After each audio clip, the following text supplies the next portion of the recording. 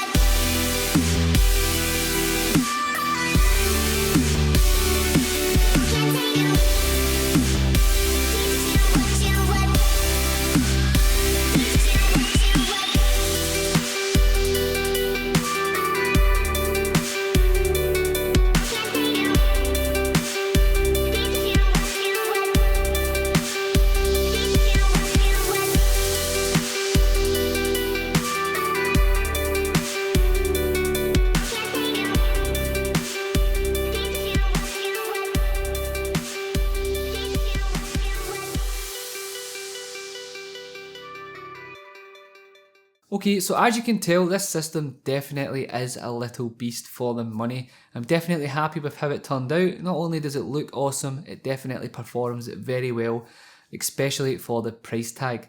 So as always guys, let me know down below what kind of build you would like to see next month, if you would like a budget build, or if you would like an even crazier expensive build. Just let me know down below. As always, if you have any questions, drop them down below in the comment section and I will definitely get back to you.